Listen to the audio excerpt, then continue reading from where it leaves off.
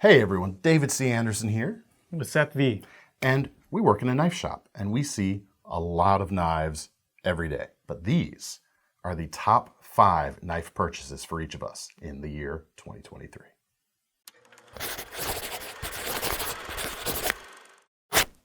Well, as we're winding down the clocks on 2023, we thought it was a great time to look back on what we picked up, what caught our eye throughout the year, and you folks seem to like these videos, so we'll keep doing them. But there's a theme to start us out, I think. You know, closing out the year, it's about putting or correcting past sins, or at least putting them behind you as you move forward. And Seth has done that. Yeah. With one of his knife purchases here. Yeah, the first one on the table here is a knife I bought and sold, and then bought again this year. I corrected my mistake. He grew as an individual. Yeah, I admitted I was wrong, and I had to repurchase this Microtech SOCOM. Such a sweet knife. I don't remember why I let it go, you know? But I'm glad to have it back in my life this year. It's not the exact same one, right? No, it's a little different. Actually, I picked an even more vanilla version, if you will. The first one has what Microtech calls their apocalyptic blade finish, which is basically just a dark stone-washed type of look. This is just their standard stone-wash, the most basic version of this knife you can really get. But it's actually my favorite that I've ever handled from them. Well, it's a classic too. It is a classic. It's a quintessential tactical design to me, and it, for all of its excesses that I think began to maybe wear on me the first time I bought it, the second time around have become charming. For example, the blade stock on this, this happens to be M390. The blade stock is thicker than any of these knives on the table here. Probably on your side of the table too. Oh yeah, by quite a bit. Including all the fixed blades. But this particular example is ground really thin behind the edge, so it still cuts great.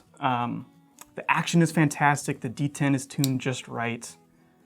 Pops open, it makes a super loud thwack sound. It's a charming knife. I don't mind that it's tip down carry. In fact, I would estimate that this is my most carried knife this year. It just found a home in my back pocket, and it stayed there for most of the days. Yeah, and that's right, because you like a tip down pocket knife in the back pocket specifically, don't you? Yeah. It works for me.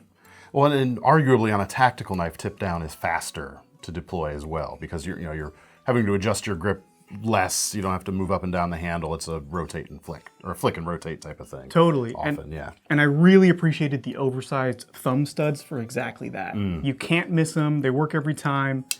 And they're positioned in a way that they stay out of the cutting path, even though they're really huge. Yeah. It's just an excellent design. If you can get your hands on one, Microtech doesn't make a ton of these SOCOM Elites. But they are worth giving a shot, even if you don't think you're going to like tip down carry. Check it out. It kind of works. I've always liked the broad thumb ramp on these. It gives you a lot of surface area to push on if you're needing to do that sort of thing. It's my little favorite detail of that knife. Yeah. Well, I also bought a classic, or another classic, the Reeve Sebenza. Now I didn't make the error of selling my old Reeve Sebenzas. Actually, that's not true. I did have a plain Jane 31 that I did let go, because I've got my Insengo 21. You folks have seen that on this channel. I've got my small 21, but I had been waiting with bated breath for the MagnaCut versions of our KnifeCenter exclusive to come in, and I knew I wasn't going to carry the plain Jane anymore once I got this, so I let that one go. But this one is special to me because I really pushed for this combination of materials on this. I thought it was going to be, it's kind of the one I always wanted to carry. It's not too far different from the standard versions, but it's just a little extra nice, I think. You've got the GL Hansen & Sons G Carta here in the olive green. Beautiful shade of green. And I love this batch on this run that we came out with earlier this year too. It's got this interesting, end grain texture going on that's just, it's just nice. And pairs up real nicely with the gold. We went with double lugs on these. We went with the glass blasted finish on the handles and stone washed blade. It's a great blend between like, blue collar and white collar, like fancier materials and everything. And there's a reason I bought another Sebenza. They are classics. They just work. You can flick them open when you get them broken in. Some folks say that, Sebenzas are slow. You can see right there, that's not quite the case. And yeah, you bought one too, actually. I did. It's not on the table. It didn't quite make the cut of the top 5. Crazy to say, since it might have been the most expensive knife I bought all year. This is actually the most money I've ever spent on a single knife. Wow. It was this one right here. Yeah. Don't regret it, though. I think that's true. There might have been a custom Nessmuk that was about the same. But I'd have to go and see exactly where they fell, but one of the top 2 most expensive knives I've ever bought in any case. Yeah, gunning for first place at least. But yeah, I don't regret the money I spent. To me, like, it's worth it because of how precise, how clean the design is, how classic it is at that point. Like, I'll pay my money for what you get with a Sebenza. Absolutely. They are still so in demand for a reason. I mean, this batch, even at the high price, sold through in like a day or 2. Yeah. Phenomenal knives. This was the first knife I carried where I actually got a chance to use MagnaCut, and was pretty blown away. I still haven't sharpened mine, and it's still just screaming through cardboard. I mean, some people used to kind of complain against Chris Reeve, saying like, they ran their S35 a little softer than folks might have liked. And that was, of course, people were wondering, if they were to come out with MagnaCut, and when they did, where would they run it? They ran the hardness right up there where you would want it. It's a little higher than some other production companies. And yeah, like the edge retention out of this Chris Reeve MagnaCut blade has been absolutely phenomenal. Surprising, like noticeably different. Noticeably different than my S35 and Singo 21. Yeah, absolutely. Yeah. And I use a lot of like super steels, and I rarely get a chance to ever really dull any of them, but I could even tell that like, wow, this is staying, it has that initial like hair splitting sharpness or hair popping sharpness longer than I felt like it should have. Yeah, I agree. Yeah. I would agree with it. So it will. But there you go. That is definitely in the top 5 for me this year.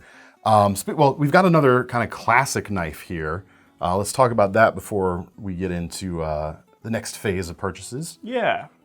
This is a now vintage Mar Eagle Ultralight. It's ultralight because the scales are just slabs of micarta. There's no liners in this. It's a back lock, or what Almar called a mid-back lock. Kind of an Almar innovation. Previous to Almar knives, back locks pretty much just unlocked like a buck 110 with the lock release back here. Almar moved it up. And now, did he do that before Spyderco did? I believe he did. In fact, Spyderco sort of credits Almar if you look in the little booklets of some of their backlock knives. Yeah. They've always been real good about that, of like credit where credit's due. Yeah. Wow, Spyderco gives it, which is really cool. I don't know for sure that Almar was like literally the first person to do it, but it's fair to say, I think, that he was the first person to popularize it. Cool. Yeah. It makes the knife very usable in like a modern one-handed way. It's just super easy to manipulate. There's no bearings or bushings in here, and it still flicks open super nice. Yeah. I've actually not tried to do that yet, so yeah, like it's not as sticky, shall we say, as a lot of backlocks can be. Maybe that's due to the shorter back spring. I don't know. Could be. But yeah, that pops open quite nicely. I love how thin that long blade is too, man. It's just like the proportions of this knife, the Eagle in particular, are a bit surprising because it is really big. Like it's as big as this SOCOM, but completely different in terms of experience, for sure. Cutting and holding. This kind of continues your trend of buying discontinued stuff that we've talked about on previous years of this version of this video. Yeah, and this year I might have even leaned into that more than ever in some ways, because even though I didn't buy as many like individual knives as I have in years previous, I really went back and filled in some gaps in my collection that like always if this makes sense, they were always a part of my collection in my head. But you never had the actual piece Yeah. in place. Like I got a Benchmade 940. I got a Falkneven F1 fixed blade. Like some of these knives that have just been talked about so much that I always felt like, oh, I'll try that someday. Maybe I'll like it. Yeah. Well, I mean, they're kind of like the knives that stand up to like the beat the icon treatment for the videos we occasionally do here. Like these iconic designs that just deserve looking at. Yeah, and this was very much one of those kind of knives. And, I didn't buy it just to have it. Like, this truly did impress me in person. It's definitely something I carry occasionally. I can see why it was talked about so much in the past. It's crazy lightweight. There's a surprising amount of handwork that makes it very refined in its details. Was this made by Moki in Japan for them? I think so. Yeah. I was trying to figure out, apparently, timeline's like a little loose, but they started off being made by G Sakai in Seki City, and then at some point switched to Moki before being like restructured into the company it is now. But it's very nice. Yeah, definitely Classy. Came out of Japan at least. Yeah.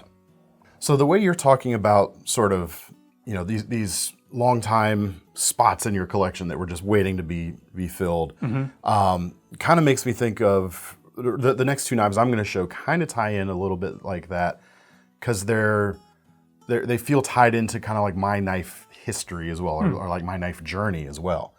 The first, we'll start with the Kershaw. This is the Kershaw Heist, and what I'm going to say about this knife surprised you, because I told you this ahead of time. We'll see what you folks think about it. If I were starting over again, not if I lost all my knives today and had to start buying knives again tomorrow, but if I were in the position I was when I was starting out buying knives today instead of then, this would be the first knife I would buy, hands down. This is an insanely good knife, especially when you consider it's only $55. Yeah. It would have fit in right into the budget I was looking at when I first started buying, quote unquote, real knives that weren't things that, I got as a Boy Scout that my father might have bought for me. But like when I really started my journey in this knife obsession, this would have been everything to me. There's so much going on here. And in a way, this is actually less expensive, both in real dollars and new inflationary dollars, than the first knives I was buying at the time. $55. You've got injection molded handle, deep carry pocket clip, reversible. You've got a crossbar lock, which to this day is my favorite locking style. I'm so at home with it. I'm so used to it. It's my thing, even though I messed the thing up there. That's fine. And then on top of that, the blade. It's 3 1/4 inches.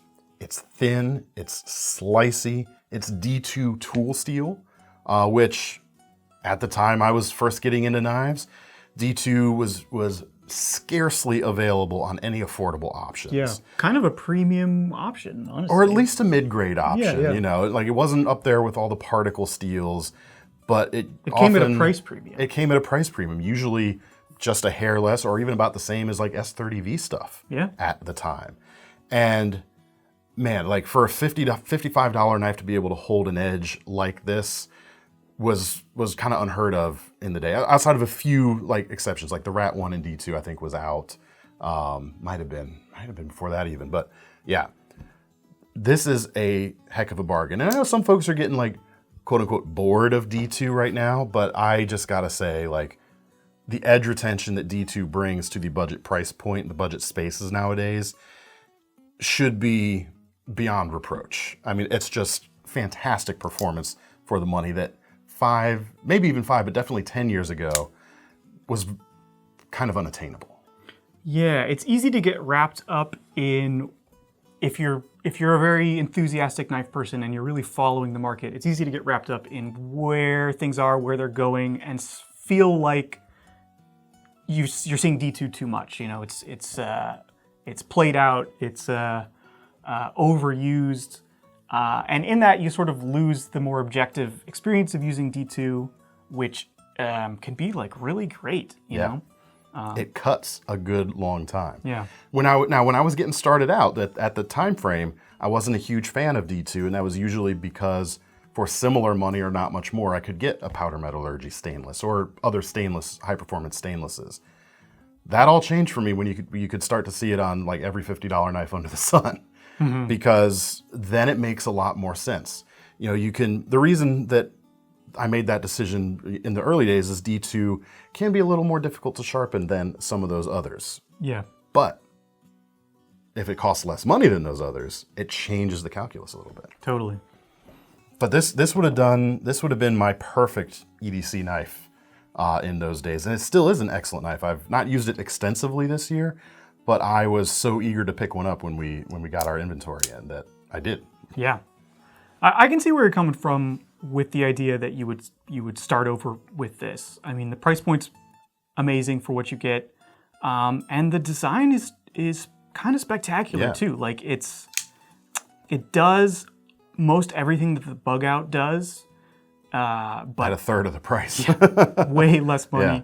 Well, and I know the Iridium, so Kershaw introduced their crossbar lock to the market this year, and the Iridium definitely got the lion's share of the attention, and probably deservedly so too. And it's only $10 more than this, but I think this design has always appealed to me more. It's felt a little more cohesive, maybe, a little more useful.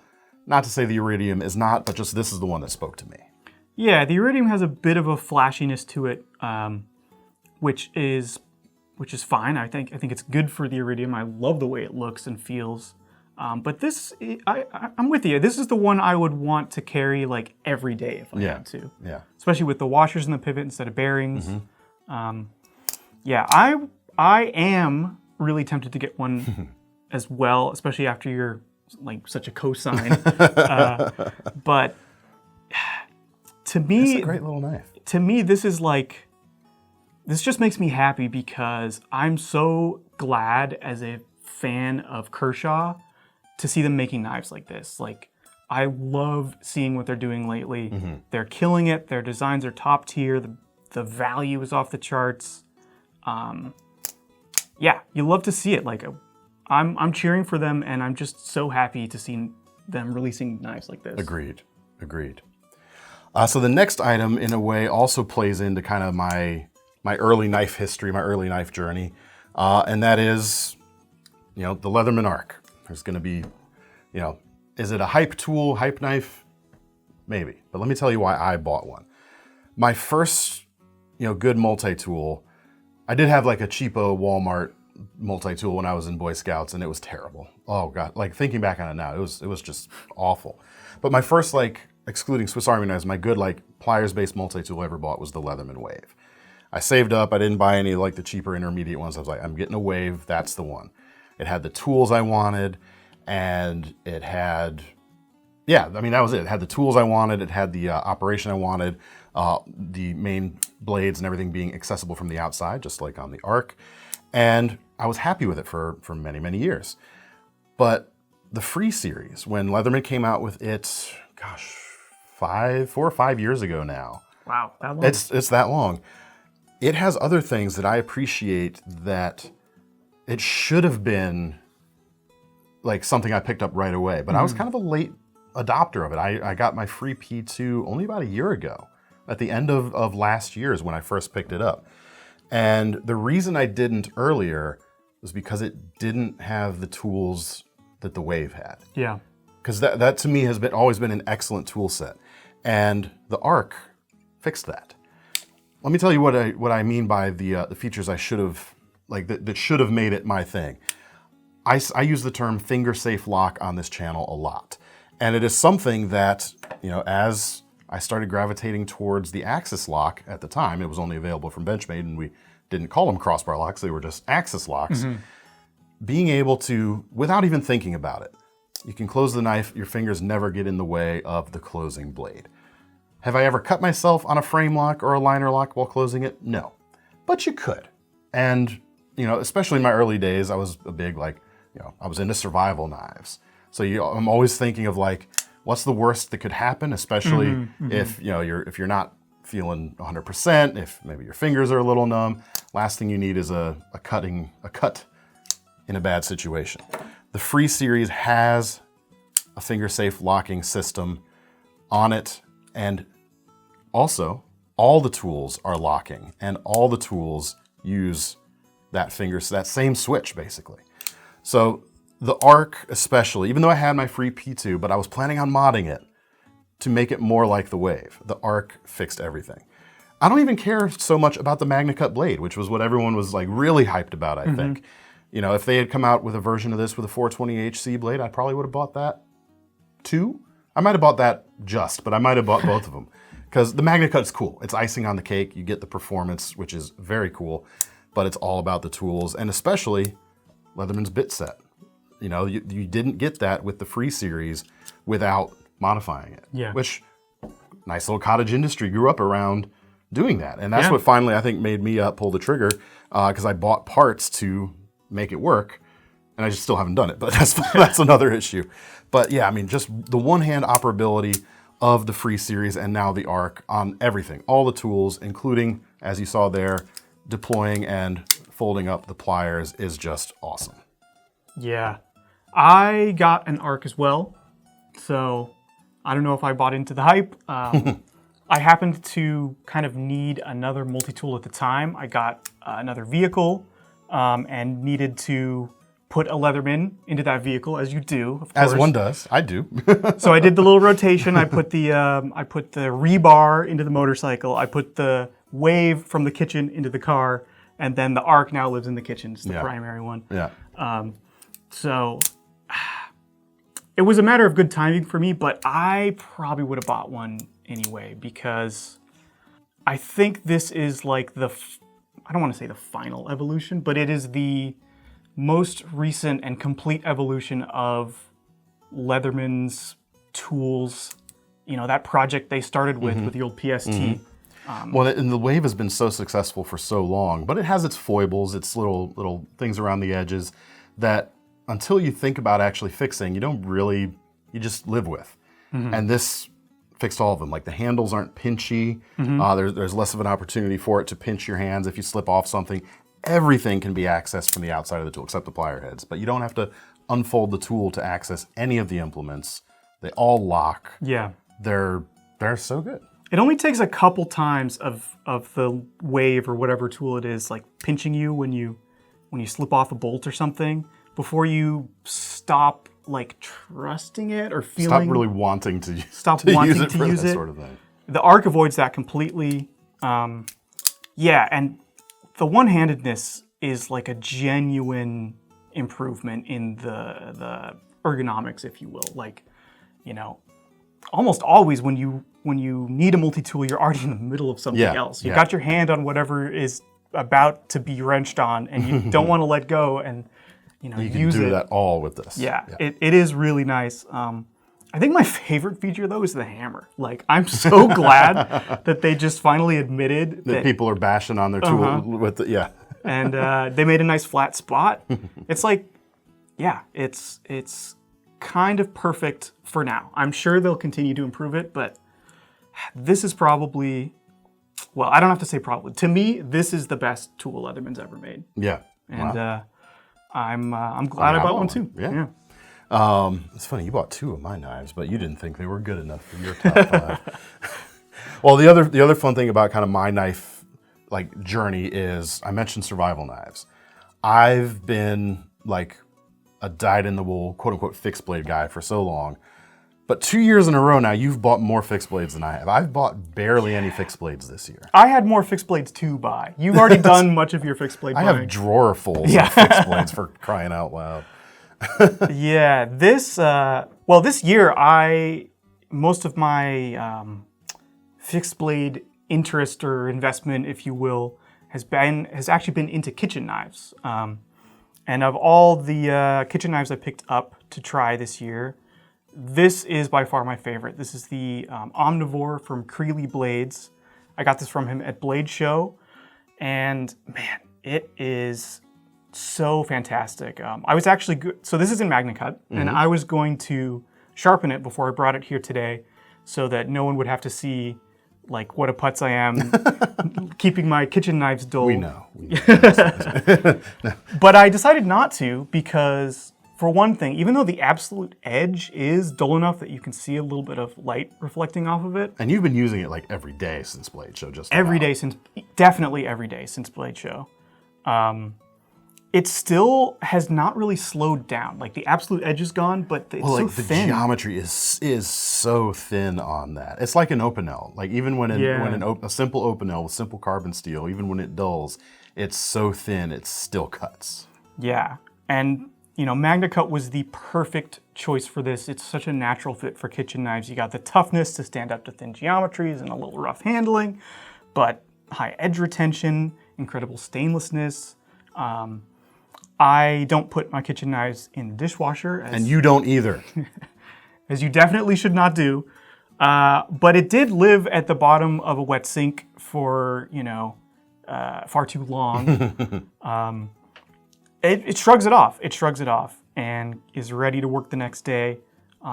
This has a chisel grind, which I thought was going to be funky and hard to work with, but because the edge is so thin and because it's sharpened symmetrically, like there's a secondary bevel on the other side, it doesn't seem to travel that much, and I kind of like the way it just get slides. So precisely right in there. Yeah. Yeah, it slides against the knuckles, and it comes down like a what are those things that you used to cut paper? Oh, like the old those paper cutters. There's probably a name for them. But feels like a paper cutter, like on a lever, just straight down, chop, chop, chop, chop, chop, chop. The size is great. It's very approachable for really anybody, even like somebody who's not interested in reaching for an enormous kitchen knife every day. I think the blade, what is this? It's like 5 inches. Yeah. Well, for a lot of folks, if you're cooking for one or cooking for two, you might not always need a larger kitchen knife blade, depending on what you're fixing. It's big enough to handle like one onion, and that's about the biggest thing you're regularly going to be pushing through. It's interesting to me too, because like I feel like Creely has like a lot of good like bushcraft credentials, and you can see that in the handle here. And I as one of those bushcrafty weirdos, I recognize that as well, which I'm not sure how I feel about that on a kitchen knife like this. It feels a little handle heavy, but the way you grip the knife is a little bit differently. It works for me. And man, that geometry is very, very cool. Yeah, Look how thin that tip is. And it's held up. It hasn't bent. I mean, it's perfectly straight. Yeah, it's still perfectly straight. I think sometimes when a maker who started off in the bushcraft or hunting or tactical side of things tries to make a kitchen knife, it can kind of land with varying amounts of success. Because the way kitchen knives are made and designed is actually kind of unique, a little different. It's quite a difference from what makes this a successful knife. Yes, definitely. For sure. But Creely delivered where it counts with a kitchen knife. The handle may have sort of a bushcrafty feel, which I quite like actually, but the knife is just pure kitchen utility, and that's why I use it every day. There you go. I also got a MagnaCut kitchen knife this year. This might be it's either one of the more foolish things I've done or one of the best decisions I've ever made. I bought another custom bread knife from Kyle Daly. Here it is. You may have seen, I had the previous one I bought was on last year's version of this episode. But it was a 7-inch knife. I want to say it was a 7-inch knife. And I am a big believer in a 10-inch serrated knife, 10-inch bread knife. And it's big enough, when we bake bread at home sometimes, it'll be 7 to 8 inches across. So a 7 to 8 inch bread knife is not quite going to literally cut it, So I bought that knife off the table from Kyle at Blade Show, and simultaneously I said, I'm also going to need you to make me a 10-inch version. I wanted to have a little bit of curve to the edge, because that's the other key detail for me, like the length, about 10 inches, and having that curvature to the edge, because guess what? That's the way your arm moves. Yeah. And that is a little easier to make contact on a cutting board when you're doing that, and it is also way better when you're pushing forward. You're lifting up like that, it slices better than a straight edge. I'm a firm believer in that. Beyond that, I kind of left it up to Kyle what to do with it. I knew he had a nice stash of Westinghouse micarta. This is my first piece of Westinghouse micarta on any knife. I actually had the opportunity to get one last year, but was like, no, it needs to be the bread knife needs to be my first piece. I told him that, and I kind of let him go with it. He finished up the shape, he put the color combos together, and did a few other extra special things too. One, he made it in MagnaCut. I didn't ask him to make it in MagnaCut, but I think he did it because he doesn't want to have to resharpen the serrations eventually. Like, that's less work for him down the road if he just makes it in MagnaCut the first time. So, because, you know, the toughness of MagnaCut on these little points on the serrated scallops, it's going to help them stand up a little better. I mean, if you've got old kitchen knives that you've inherited from your parents or grandparents laying around, a lot of those have none of those points left anymore. Yeah, it's the first part to go. Yeah, so that's really cool. The Westinghouse, as mentioned, is cool. He's also known for his file work here on the spine in the handle section. This is not only the first 10-inch bread knife he's ever made. I think it's the first MagnaCut bread knife he's ever made, because the other one was 154 cm. It's also the first time he did his 5-way engraving here, which displays 5 of his 6 different engraving or file work patterns that he uses. So there's a lot of cool firsts on this, and he knocked it out of the park. Speaking of handle comfort, I mean, this is an insanely comfortable handle. Look at that sculpting right there. So thank you, Kyle. Again, he probably charged me too little amount of money for it. I don't remember what I paid for it, but it was probably less than I thought I was going to have to. Thank you, buddy. I love this knife so much. It's pretty special. Yeah, the only thing more extra, if you will, more of a flex than a custom-made, handmade bread knife is a second larger handmade bread knife in MagnaCut. So yeah, that is quite spectacular. I mean, there might only be single digits of MagnaCut handmade MagnaCut bread knives on the planet right now. Not for long. Kyle, you're gonna get some orders tomorrow probably. Kyle's great. We sell some of his stuff here at the KnifeCenter. Good dude, just beautiful work. Yeah, fantastic. I would love to. I like that it's not. I mean, it's obviously very, very fancy with the file work, but it's not too fancy. Like the Westinghouse micarta kind of brings it down. It's not ornate. Yeah, it's not ornate. Like this is something you'd just want to reach for and use, and I'm sure you do. Yeah, and I like the Westinghouse has started to patina from the oils in my hand a little bit. It's a tiny little bit darker than when I first got it, but I wanted it to have that vibe of years down the line, like the old kitchen knives that I get nostalgic about now, like the old wood-handled knives. I mean, there's something about that that's just so cool. Love that knife. This is one of the few fixed blades I bought this year. I didn't even add any Nesmucks to my collection this year. Wow. That's probably the most shocking thing for me to admit to you folks here. I almost did at Blade West. There was a custom Nesmuck. I almost bought it. It was $900. It was over $900. And it was gorgeous. It had like walrus tusk handles. And I was this close. But I couldn't. I pulled back right at the end. So that would have been the most expensive knife I have ever bought, if over and above the Chris Reeve and everything. But again, you bought more fixed blades than I did this year, and I bought no Nesmucks this year. Yeah, that's crazy to me. I did, and I bought a couple of fixed blades from this maker. This is TJ Schwarz.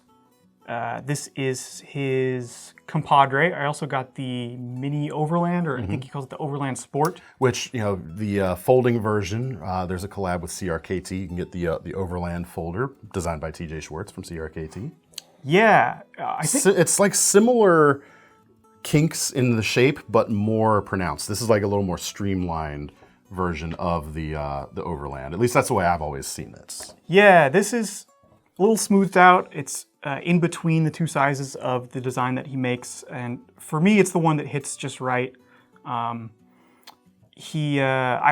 is another knife I actually bought twice. You still have both of them, though, right? I do still have both of them. The first time so the way he does his knives, they are not custom in the sense that each one is unique. They're made in batches, but they are custom in the sense that you can kind of spec out the details a little bit. You can configure them yourself so that they are unique to you, if that makes any sense. So the first one I got off his website, just used his configurator, got black micarta, stonewash blade. but he released this one as a kind of like a shop-made, one-off type of thing with Richlight scales, and I had to get it. It spoke to you. Yeah, I knew I liked the knife so much from having bought it once already that when I saw this, I kind of had to have it. Well, that's the curse of what we do is like when something we know, speaking of correcting like past wrongs, like we've both felt this thing of when something speaks to you and you don't buy it, like that $900 Nessmuck I didn't buy. You're still thinking about it. Still thinking about it. Yeah. So if you can make it happen when something speaks to you, you just kind of got to do it. Yeah. And beyond the good looks of the Richlight and the way it's been milled, it's got this cool camo chameleon thing going on. I love the way it feels. Like Richlight is probably my favorite handle material. It's an excellent one. It works when it's wet. It's smooth and pleasant to touch when it's dry. And this design was my favorite like EDC fixed blade of the year. You've carried that a lot this year. I look over and I'd be like, oh, he's got that on his head. Yeah, Very nice. hanging from the sheath Yeah. flagrantly. I got over my self-consciousness of wearing a knife just like hanging out there like a... Because, we're in a rural area, but we're in town around here, We're not out in the sticks necessarily, so... Yeah, there's that, and there's also the innate dorkiness kind of like having a bunch of stuff off your hip. It's like a very dad... Like the cell phone holster. And yeah. But it's a great slicey shape for everyday stuff. I mean, for sure. Yeah, I like the continuous curve to the belly. It's a bit of a Skinner thing going on, but it still has a nice dropped tip. It's a manageable length. You're not getting too far, like, in its own way for the smaller stuff. The handle's just the right length. Even for my slightly larger than average hands, I got all 4 of my fingies on there. Yeah. Yeah, the handle's a little compact, which makes it carry pretty politely. Like, there's not a lot sticking out of the sheath, but it's still plenty to grab onto. And even though these knives are like machine made, they are still finished and like overseen by TJ himself, and he has really dialed in the geometry for true cutting performance. The Magna Cut is heat treated to his specifications, so it's going to work great. And they're not even that expensive either. No, for a custom class knife, what you're getting from TJ, like, they are attainable. Yeah. Yeah, I dig it. I almost actually, not to. So you bought two of my knives on here. I was this close to looking closer and buying one of those from TJ at Blade Show West. I kind of wish I did now though. Well, I did not. My first one might be up for sale. I don't really need to, and this is the one I'm keeping. There you go. Yeah. Tell us about your last fixed blade on the table. This is a wild one. This is the 100 Pacer 5.5 from Jonny Liao, and custom knife maker in Poland whose name is, forgive me. Check the notes. It's a complicated one. Sliwkosky. Apologies if we're saying that incorrectly. Yeah. My Polish is non-existent, but a beautifully made knife. I have just like something of a weird obsession with the 100 Pacer. I bought the Spyderco version. I loved it. I loved how weird it was. I saw he was making these fixed blade versions, so I reached out and bought one from him. I love the way it's constructed. You've got kind of this integral micarta. Yeah, is that a single piece of micarta? I think it's actually 2 pieces. It's 2. So we got the like cross cut there at the guard. Oh, I mean, like, is that 2 halves sandwiched together, or is this like traditional like Moran style buoy construction where it's sunk in like a solid block? I don't know. I don't know. I should know, but I don't. Because if it is 2 pieces together, I don't think I can find the seam. Oh, anywhere. you know what? I think it is the Moran style. Yeah. Like that back piece is just a solid single piece. Yeah. That's cool. That's very cool construction. I love the finishing on this too, man. Like the satin finish, it's perfect. The handle is cool. I would never have a use for this, but you know what? I take that back. This would be what I would use it for, a great camp kitchen knife. Absolutely. That's kind of what I used the folding version of this knife for. Like, it's probably not what they intended the design to be. I'm sure it's definitely more tactical But that's what I would use it for. Yeah, it feels like it was designed to be held in this grip as well, which is not a way I would ever use a kitchen knife. But it works great. Maybe we should try. I've seen a lot of butchers hold a knife like this. Sure, yeah, if you're coming up, yeah, that would work. That. And that would work well for that, too, Yeah. I think. The Spyderco version, the folding version, was a knife I carried a lot when I was traveling more because it really did perform as that folding portable cook knife. And, if you're traveling a lot, a self-defense knife's not a bad thing to have on you either. Very true, very true. Okay, all right. And you get the full contact all the way down, plenty of clearance, so you can chop with it. The tip is precise enough. You could use it as a boning or butchery knife. Even though it looks absolutely wild and a little out of this world, it's maybe less than you think. yeah, you put it to use and you find around. it's not so crazy. I'm coming around to it. Because the way the handle is so wide and kind of offset, the tip is swept up, but it's still dropped from the perspective of the handle, so it's controllable. Yeah. Yeah, it's a design that grows on you, that definitely grew on me, and part of that collector brain engaged, and I was just like, I gotta have the bigger version, I need the fixed blade version. Yep. So now you have it. I have it, and I do really, really like it. It's a very impressive piece. I don't know if he's still making any more of these. It was kind of one of those things where connected with me, I just had to say yes. I knew I'd regret it, so here it is. There you go. Very cool. Yeah, I'm coming around to it, which kind of leads into the next thing here too, and that was not even planned though. We're gonna end things. My last knife in my top 5 came rather unexpectedly, a bit of a surprise to me, and that is the new full-sized S90V Freek from Benchmade. And the reason I say this was unexpected was I had no idea I was going to want this knife until they came in and I was holding it. We did our new knives video, and something about it was just okay. This feels very good because in pictures, carbon fiber, it's good stuff, but it's not my jam so much these days. It's not a style I personally tend to gravitate to all that much. So I've held the other versions of the Freek too. The current G10 version with the M4 blade, the old inlaid versions with the rubbery bits, and it was always a fine knife. But nothing about this on paper said, David, you're going to want this. But in hand, it's all down to that carbon fiber. Carbon fiber does an aesthetic thing, yes, but the way it's used in this knife transforms the way it feels in the hand versus the injection molded versions, which aren't sold anymore, and the G10 versions. This is, you've got the metal supporting the axis lock only going back to that middle screw right there. And it's basically like a little paddle that reaches there. The rest of it is full carbon fiber, no liners supporting it.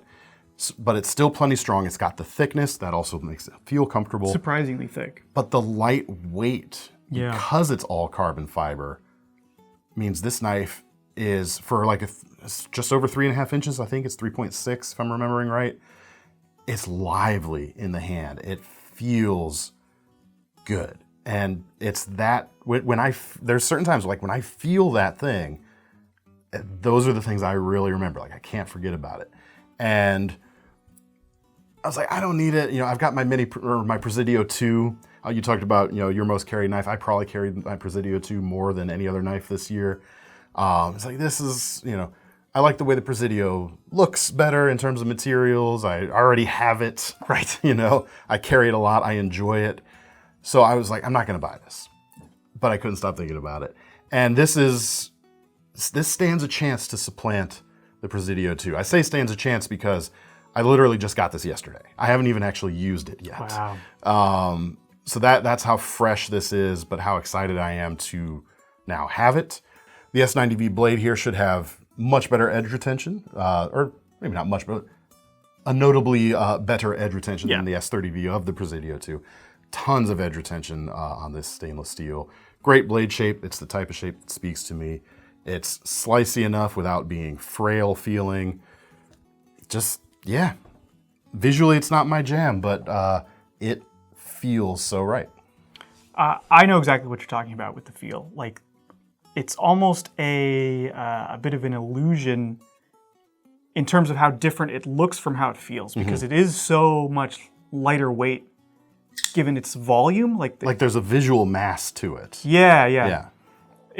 They're thick pieces of carbon fiber. It's thicker than most other Benchmades even, folding Benchmades at least. It's not an overly thick knife, but it's enough that you can really feel it fill your hand. And yet, as you pick it up and move it around, it's like, whoa, it's lighter than you think it's going to be. It's ready to go. Yeah. It's eager to cut. That's what it is. It's an eagerness to be used, an eagerness to cut. And I think one of the other, like, in this same vein, a couple years ago, I placed as my pick of the year in our end of the year knife coverage that cold steel drop forged Bowie, because it had that feel. It's, again, on paper, not something I would have gravitated to, but because I got to hold it here at work, I got to experience that lively feeling, that eagerness to be used. And that is something that never comes across on paper, never comes across in photos or on a spec sheet, but when you feel it, stand up and recognize it. Yeah, absolutely. It is, yeah, and it's funny because the mini version of this, as good of a knife as that is, it doesn't quite have the same impressiveness to it. Like, it's at this scale where it really comes alive. Yeah. It, like the differences and the traits of it at that size come to the forefront more than the small version, which has been around for a couple years in this config. So it kind of reminds me of what happens when you taper the tang on some fixed blades. It's like, it's the same knife, the same pattern, the same steel, but with a flat tang, it kind of feels one way, and then you taper that tang, and the balance changes. Just comes, it comes alive. Yeah. So this knife came alive for me, and so I did that thing where I said, all right, I can make it happen. I'm going to make it happen. I'm going to buy it. So we'll see at this time next year, or later on anyway, maybe not all the way to next year, how much I've used it. Yeah. Happy New Knife Day. Happy New Knife. Well, it was yesterday. Happy New Knife Year to the folks out there, actually, though. So anyway, what were your top 5 knife purchases this year? Would love to know. In case people are asking, because there are people who follow these videos, last year I had a Leatherman Juice on the table. I think it was the CS4 at the time. I was going to mod it. So I've still... There's a reason I don't have a juice on the table right now, is because I've actually bought like a stupid number of Leatherman juices in this past year, because I've been playing with them. I've been doing different things, figuring out which one's right. Experimenting. Yeah. So like, I carried basically the same Swiss Army knife for over a decade as my complementary knife to my main folder. So I'm gonna wait until I finally stick with one different thing for a while before I declare a new winner. But I've been juicing this year. But anyway, let us know your favorite knife purchases this year. Let us know if you bought anything that you regretted selling and you bought it back. That's always fun to think about. And above and beyond, thanks for sticking around for another year here at the channel. Thanks for supporting us here at KnifeCenter. All your purchases do go into keeping this channel going and keeping Seth and I and Thomas, even behind the camera, employed, which I keeping these shirts on. I appreciate very much. So keep sticking around. We'd appreciate that very much as well. Where we can, we'll leave links to what is available on the KnifeCenter down below in the description. Make sure you head over there, and don't forget about our Knife Rewards program. Because if you're going to spend money on a new knife, the least thing that we can do is give you some free money to spend on a future one. I'm David C. Anderson. I'm Seth V. And that's Thomas behind the camera. Happy New Year. Happy New Year! Yay. Can we get some like fireworks? Come on, Thomas. Put them in. I don't think that's safe. It's not in the budget? Here's one.